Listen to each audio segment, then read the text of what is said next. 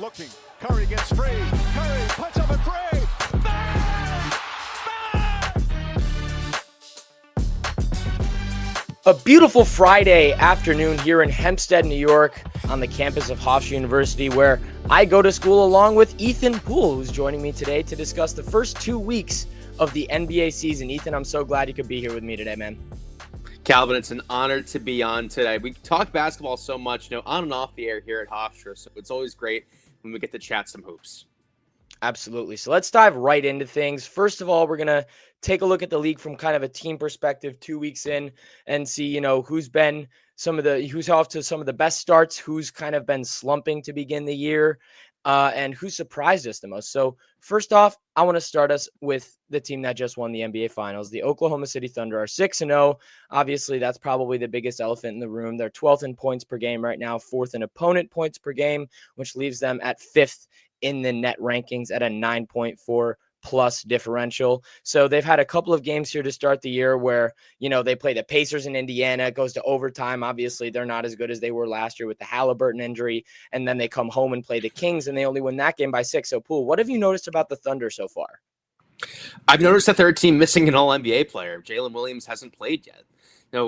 If you told a Thunder fan, look, Jalen Williams is going to be out for however long he's out, and they start the season 6-0, I don't think they're going to care that much about style points. The Thunder have mostly looked good. Even when they haven't looked good, they've pulled out the win when they needed to, which, in my opinion, is a very important piece for a championship team. Not having your best stuff and still being able to come away with a gritty win. I didn't really put much stock in the Indiana game. We all knew Indiana was going to be playing with fire that night, and I think the Kings are better than a lot of people are giving them credit for. So I really don't think that there's much concern at all for them. When Jalen Williams comes back, this team is still going to be a machine. I don't disagree. And one thing that they've done so well for such a long time is kind of pull performances out of guys like Cason Wallace and AJ Mitchell, who we've seen to start the season, just looking like they have almost a firecracker up their ass with how they're playing. And they take care of the basketball better than any team in the league to start the year, which they also did last year. They're first in turnover percentage, turning over the ball on just 11.6% of their possessions. Moving on to the San Antonio Spurs, who are also off to an undefeated start, the first 5-0 start in franchise history, Ethan Poole. Victor Wembanyama obviously leading the way for them. We'll talk about him later. But as a team, again, 15th in offense right now. They're averaging 118.2 points per game. But really, it's that defense that's terrifying, to say the least, to start the season for the Spurs. So what have you noticed about them specifically on that end of the floor? It's the incredible guard play. Obviously, you know what you're getting from Wemby. He's an absolute mutant. We're going to talk about him later. But you're getting great stuff from Castle and Harper. You're getting great stuff from the entire team. Luke Cornett's a really good backup defensive center. I like the Spurs team a lot. I thought that this year they were going to take a step. They've taken a leap this year. I thought this year they were going to be a play-in-ish team. Maybe, things go really well. They get a 6 or a 5 seed. It's obviously very early. I'm not saying this is a championship contending team. They're certainly better than a lot of people thought they'd be, myself included. Yeah, I don't disagree. And the biggest thing, as you said, the guard play on defense, that's what makes them so special. Obviously, you have Wemby sitting under the basket, ready to send anything that's coming his way. But when you have stoppers on the perimeter like Stephon Castle, who has had a great start to the season, along with their rookie Dylan Harper, who also has looked like just a veteran point guard, right? He's played 5 games in this league, and he looks like, one of the best point guards the Spurs have ever had. So, and that's saying something at this point. Obviously, 5 games is a small sample size, but he's off to a great start in his career. So the Spurs 5-0. Now, this might be a hot take here, but after those two teams, I think the Milwaukee Bucks, given all kinds of different factors, are off to the 3rd best start in the NBA. Giannis Antetokounmpo didn't play last night against the Golden State Warriors, and the Bucks still come out with a huge 120-110 win. Ryan Rollins off to an incredible start this season.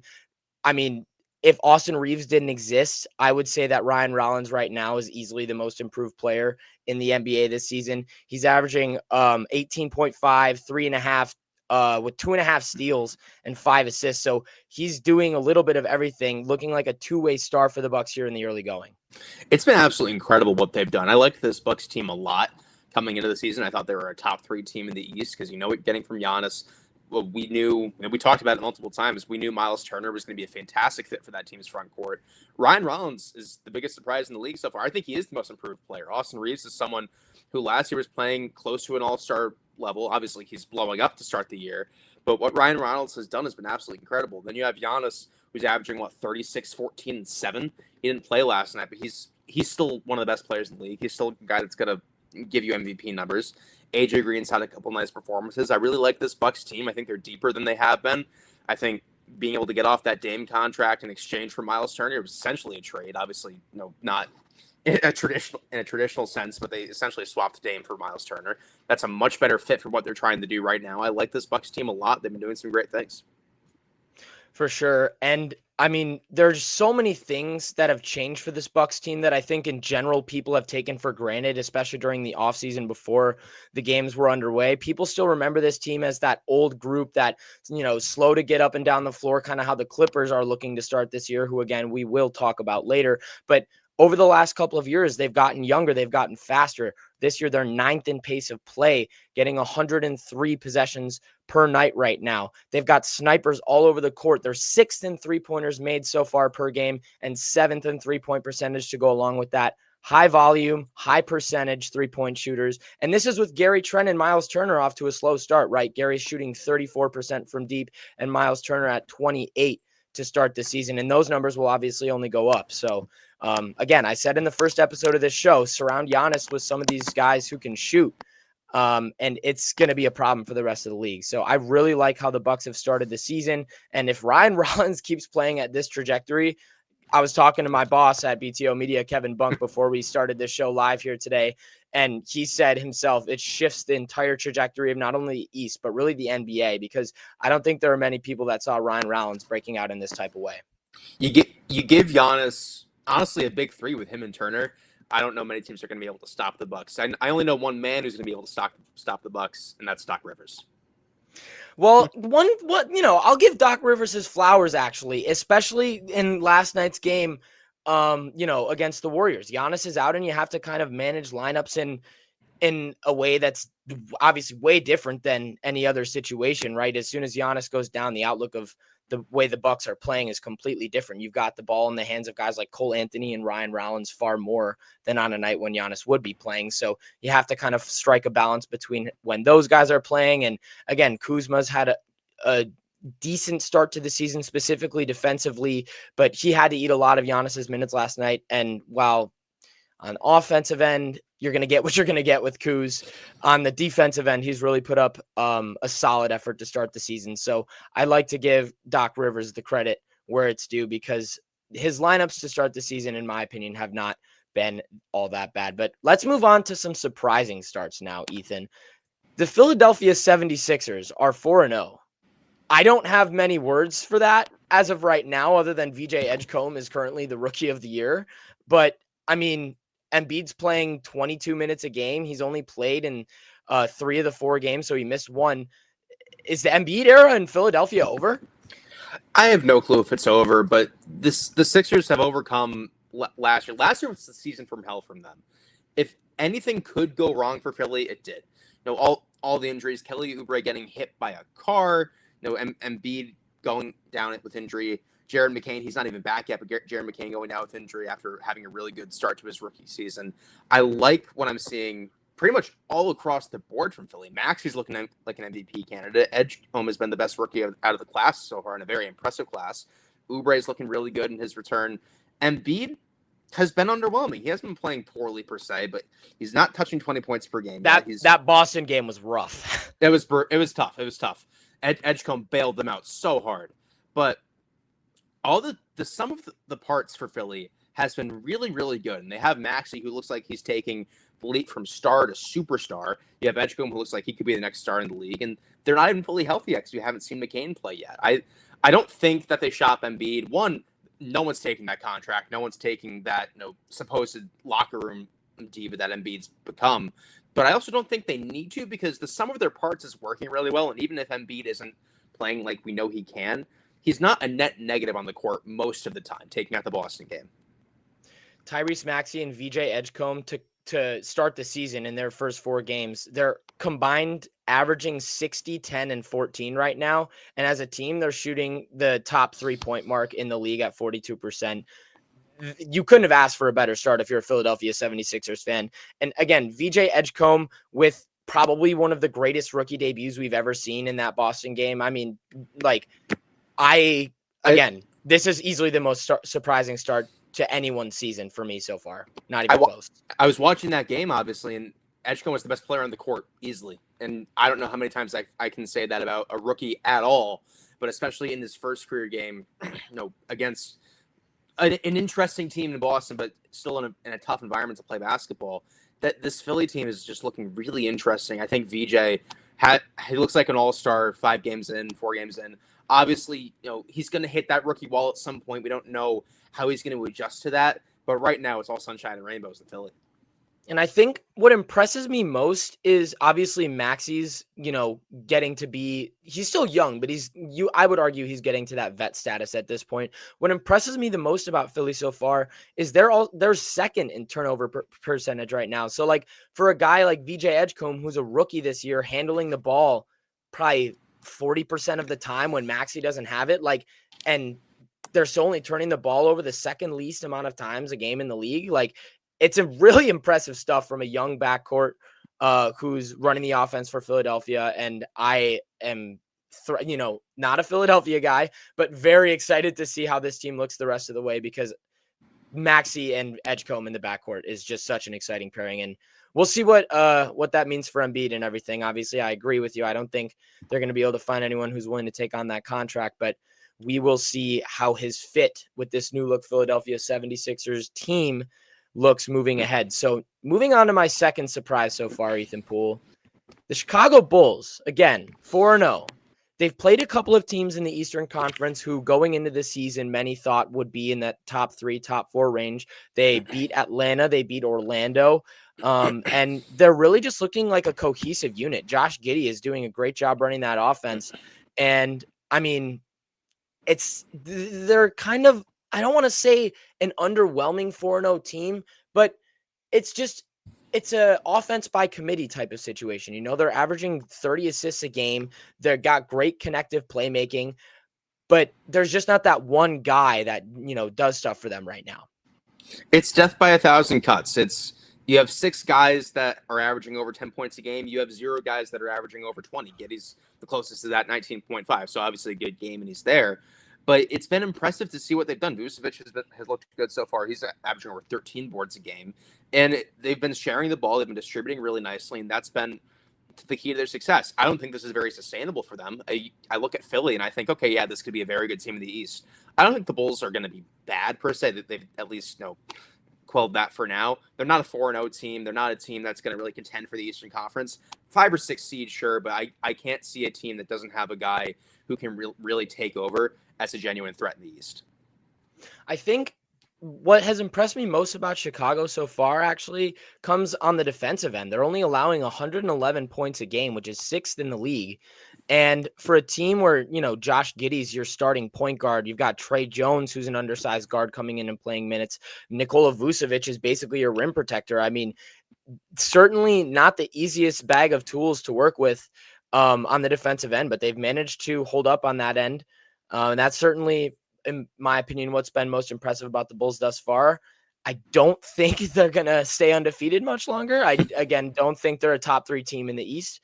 But again, a great start for the Bulls, and we'll see if they can carry that forward. So moving on to the final surprise team, for me at least, the Miami Heat. So last night, the Heat lose to the Spurs on the road in San Antonio in a tough game. They only lose by 6.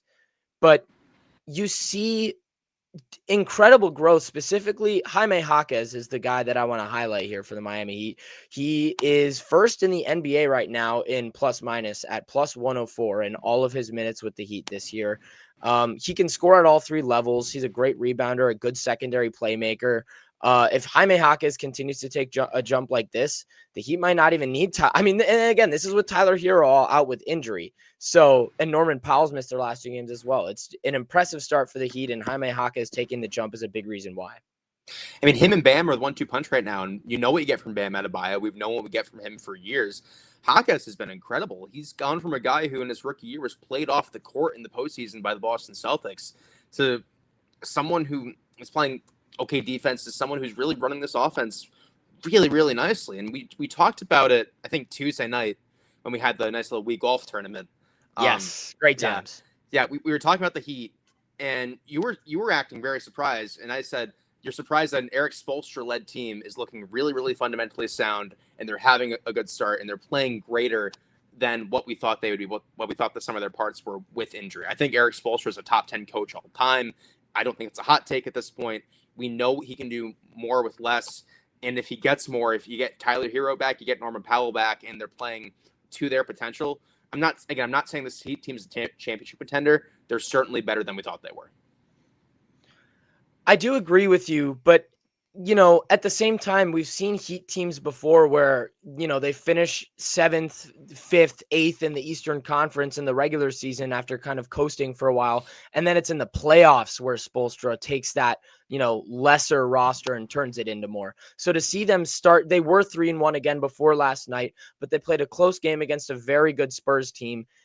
And again, just given that Tyler Hero's out and that they've missed Norman Powell the last 2 games, the Heat have looked great to start the year, better than I would have thought, to be honest with you. So a great start for them. Again, Eric Spoelstra's group looking good. But that's going to take us now to the kind of the darker side of the cloud and the teams that have been disappointing to start this season. And we're going to start in the Eastern Conference with the Orlando Magic. They're 2-4. They got the win on opening night against the Miami Heat. And since then, it's been putrid, to say the least. They win again for the first time after a 4-game skid in Charlotte last night. But those 4 losses, man, a lot of flaws on the Orlando Magic's roster came out, and that's specifically in the spacing, right? You see Desmond Bane they add because they needed that floor spacer. They really didn't have a great 3-point shooter last year that they could go to off the catch. But adding one great 3-point shooter doesn't change the spacing dynamics for the team as a whole. I think in the offseason, in the preseason, they got too caught up in the addition of Desmond Bane and the guys who were coming back from injury. Because I had this team pegged as a top 3 team in the East. I thought, okay, you're getting Jalen Suggs back. It's going to be a sick big 3 with Banchero, Wagner, and Bane. I forgot that they have no spacing. And I think a lot of people forgot that they have no spacing. One great shooter isn't going to change that. He might help it a little bit. But it was their issue last year. It's why they haven't really been able to get out of that 500 vortex, maybe 2 games over, 41, 41, 40, and 42. We know the defense is going to be great. A 6-game sample size isn't nearly enough for me to say, oh, they've fallen off. I think that the Magic are going to be fine, but I don't think they're going to meet the expectations that were set for them because that spacing issue is still really, really prevalent. And it's not any better illustrated than in these numbers. They're shooting 33.5% from deep. That's good for 22nd in the league. And they're making just 10 threes a game, which is 27th out of 30 teams in the NBA. Just not good enough in the modern way that basketball is being played. Obviously, you have to space the floor with shooters to open up the paint for guys like Paolo Banchero and Franz who want to operate primarily in that mid-range area. One thing that I'll also say about the Magic, you mentioned the defense is going to be great. Again, 6-game sample size, but right now they're 19th in opponent points per game, allowing 120. That's not a great sign to start the year for a Magic team where their defense is basically their identity. It's a really bad start, as we said, but for a team that has lived and died by their defense the last couple of years, and it's been really impressive, it's not enough for me to say, oh, they're done. They were so stout defensively, especially last year. Even in the postseason, they held what was still a pretty healthy Celtics team before all the injuries happened. 2 low scoring totals until Game 5. I think that the defense is going to be fine. They're going to round into form pretty nicely. Maybe the addition of Desmond Bane has thrown things into a bit of a wrench, but I'm not too worried about the defense. Everything else, sound the alarm bells, absolutely. But defensively, they'll be fine. Moving from the East Coast to the West Coast, Ethan Poole, the Los Angeles Clippers, what many said the unction before the season, a team overloaded with guys who are over the hill, you might say, with their careers. Brook Lopez coming in, Bradley Beal coming in this offseason. joining Kawhi Leonard, James Harden. You get John Collins, who's slightly younger, more athletic. But again, majority of the roster certainly past their prime, and it shows here early on the offensive end. They're 29th in points per game, scoring just 107.5 points. But they're making up for it slightly on the defensive end. They're third right now in points allowed a night at 109, but 18th in net rating at -1.5. So what's going wrong with the Clippers so far, and how can Ty Lue try to turn the ship around here in the early going? They just look old, man. You saw that a bit last year, but then they had a really good playoff series with the Denver Nuggets. And this year they just look old. I think the Kawhi drama is hanging over like a dark cloud a little bit, but the Intuit Dome this year is the fanciest nursing home in the country. Like, it's just like you know what you can get from Hard, you know what you can get from Leonard, you know what you can get from Collins. You can go down the list. Brooke Lopez has been disappointing so far. It's just not. It just hasn't been good. Even these old teams, they still need those young guys to supplement, to add some tempo, to add some speed. They just don't have that right now. I think it's not all the age, because again, the Kawhi Leonard drama, no one knows what's going on there. No one knows if he's even going to be allowed to stay on this team, because there have been rumors that he's going to be forced to go into free agency and not re-sign with the Clippers if a lot of these allegations prove true. But I just haven't liked what I've seen from them. As you said, they have no tempo. They're old. They're slow. The defense has been good. I know defense is arguably more important than offense, but you still need to be able to score the basketball a little bit. The one thing that has been the saving grace for the Clippers, again, I talked a little bit about the defense. They're sixth in the league in paint points allowed, and I think that's obviously a credit to Brooke Lopez, who they brought in. That's something he'll always bring to the table, is his rim protection. Then, of course, Ivica Zubac is one of the most underrated defenders in this entire league. They're doing a good job covering the cup, pun intended. There's plenty to, as you mentioned, they're just old and slow. They need at least one guard, I think, who can just up the tempo, up the tempo a little bit when necessary. Chris Paul's coming off the bench, playing 15 minutes a game, still a good playmaker, but obviously not the fastest guard in the world. James Harden, as we mentioned, a veteran who's over the hill with his career as well. So just they need a guard like Ryan Rollins, who we mentioned earlier on the Milwaukee Bucks, that can push the pace and score the ball at a higher level than anyone that they've got right now. So that's going to do it for the team portion of the pod. We're going to switch things over to an individualistic analysis on some guys who have really stood out to start this season. And, you see the jersey back there. I want to start with Giannis Antetokounmpo. Giannis right now, Ethan, you already said the stats, but I'm going to say them again. Jaw-dropping.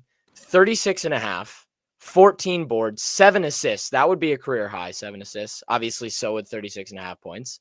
A steal, a block and a half on, if we want to be exact, 69.5% shooting, but I like to round up because 70% sounds really good. Giannis, what are you supposed to say? 36.5 on 70% shooting. I saw a graphic from NBA University. Maybe we can track it down. It showed Giannis's volume from shots 0 to 3 feet from the rim, along with his percentage compared to the next 25 most players that shoot those shots in the league. He had, if this is the graph right here, right, and you're putting guys who are high volume, high percentage up here, Giannis is up here, and the rest of them are way back here in terms of volume, right? Giannis, the percentage he shoots the ball at in the paint, along with the volume, it's Shaq level dominance. And 36.5 points, that's a Wilt-esque stat line. He's been unbelievable, and the narrative going into this season was it's Giannis and Fred. He doesn't have the help that he needs. But the Bucks are 4-1 right now. They just won a game without Giannis. So the narrative surrounding this team and around Giannis's MVP case, the question is, how's it going to switch? Because, it can't go from Giannis has no help to, Ryan Rollins breaks out. Now he does have help, so Giannis can't win MVP. Which one is it? It's the media narrative there has to be some explanation here. And I've always hated that narrative. We've had guys that have won MVP. Look at Shea last year. He was the best player on the best team. He won the award. A lot of people thought Jokic should have won. That's a debate that we had personally many times on the Pro Take on 88.7 FM. It's a debate we had off the air, on the air, and it's a debate that's probably going to on for a few years. It was one of the most hotly contested MVP races in NBA history, and we could see the same thing because Giannis. Maybe the Bucks aren't going to be the best team, but they're going to be, if they keep playing like this, in that conversation. And it hasn't just been him. He's been the best player on the team for sure. He's been arguably the best player in the league, but he's got that supporting cast. You said it's Giannis and friends. He's got some great friends, and you go down the list of teams. Wemby is obviously the second place MVP guy right now. You have to wonder, if that supporting cast dwindles off a bit, still a very young team. If he keeps doing this, if he has slightly lesser numbers, but he brings the Spurs to about the same place as the Bucks, if he gets the same amount of consideration as Giannis, who might have better numbers, but he has a better supporting cast. I'd love your take on that because that's always a great MVP debate. For sure. And I mean, you basically just seamlessly moved us on. Wemby's the next guy that I wanted to talk about. I mean, the first thing I have on the rundown here is WTF. Like, what are we watching here? Like, this 7'4" guy is, tween, hezzy, step back 3 and 1, and then down on the other end, just swatting Derek Lively, who's 6'11", making him look like a child. He's averaging 5 blocks a game, Ethan Poole. There's no way you can stop Wemby right now or ever. Hakeem Olajuwon and Kevin Garnett created a monster this summer when they were working with him. We knew Wemby was special. We knew that when he came out of the draft. We knew that the last couple of years. This is absurdity. He's a mutant. He should not be 7'4" and be able to move like that. He could just be a guy in the paint with decent mobility, and he would still be an MVP candidate. He's Taco Fall's height with the handles of, I don't know, give me a great point guard with the speed of, I can't even put into words how De'Aaron Fox. Sure. No, he's not De'Aaron Fox. Yeah, but sure. And he's got the shot he's got the 3-point shot too. This doesn't happen. It's like he took the Infinity Stones of all the best players in the world, like all their best attributes, and he's just wearing that, the gauntlet on his hand at all times. He's 21 years old, as you just mentioned.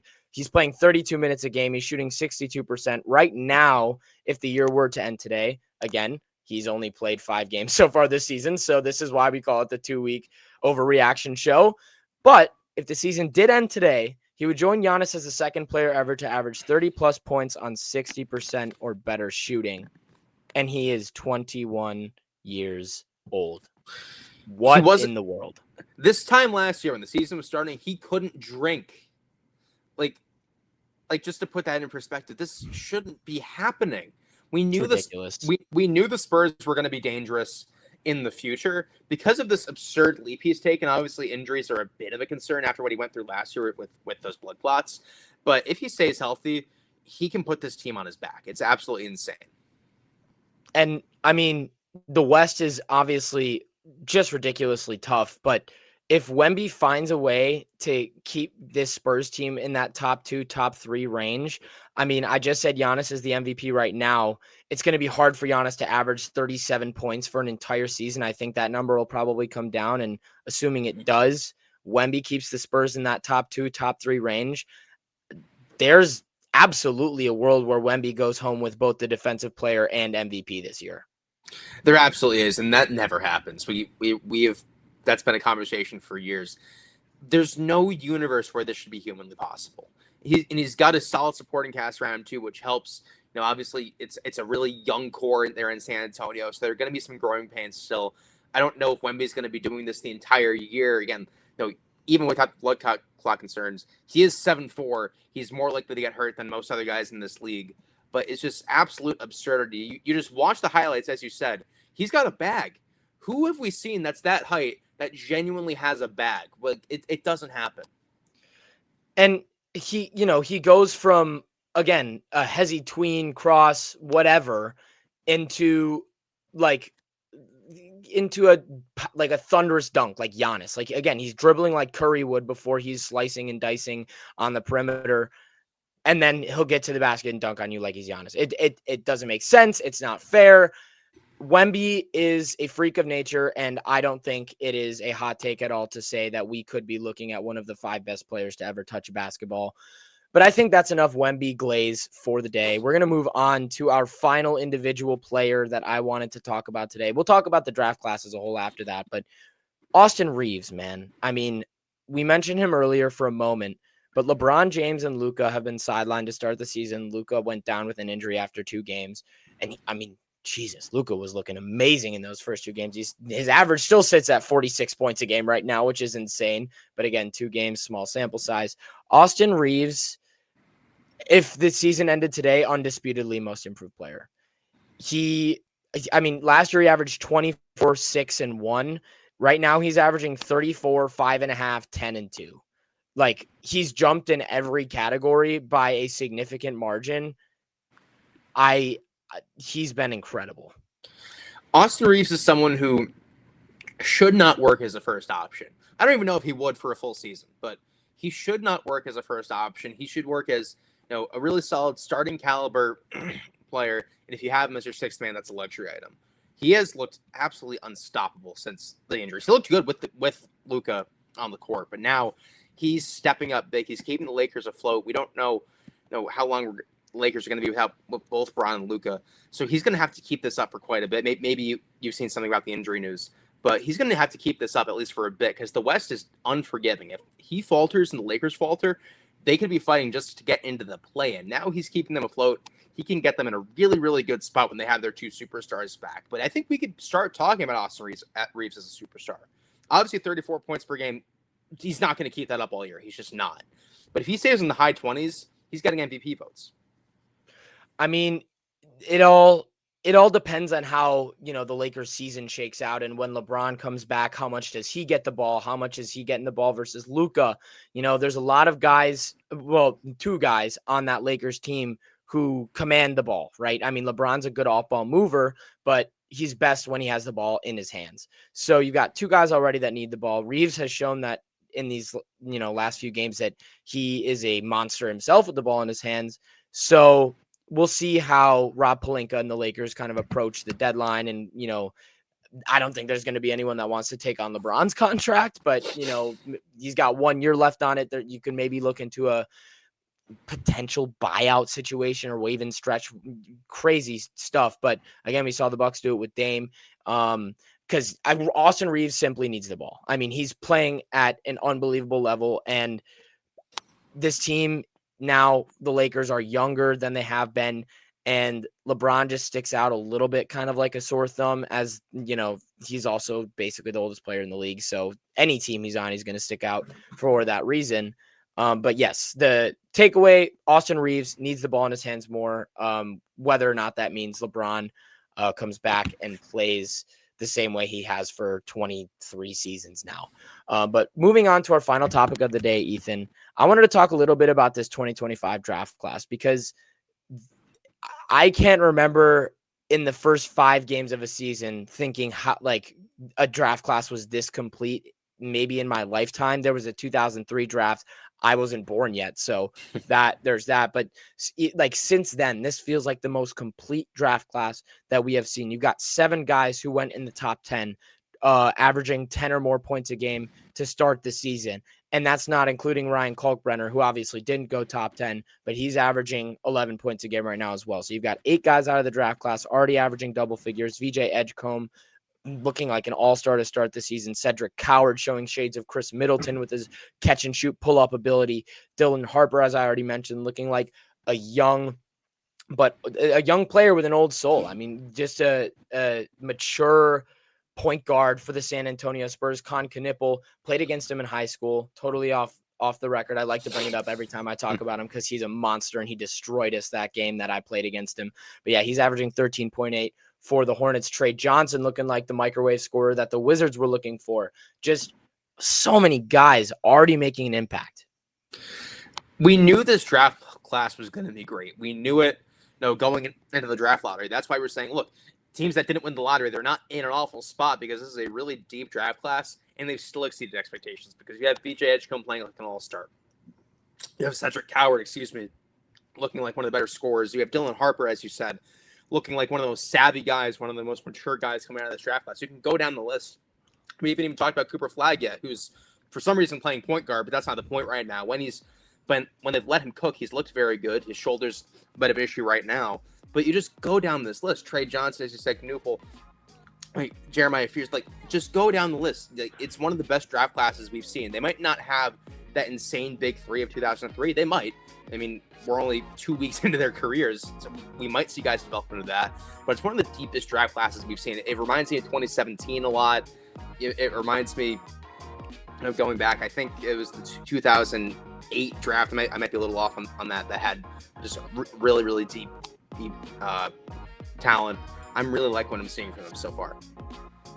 Yeah, and just one quick note on Jeremiah Fears. I mean, Willie Green in question in New Orleans right now. He's probably being overshadowed because they're off to such a slow start. But, like, this is a guy, after the draft, Jeremiah Fears, just because of the fit in New Orleans, this was after the Jordan Poole trade, and at the time, I completely forgot that DeJounte Murray had torn his ACL. So, or was it his Achilles? I know he's out for a while.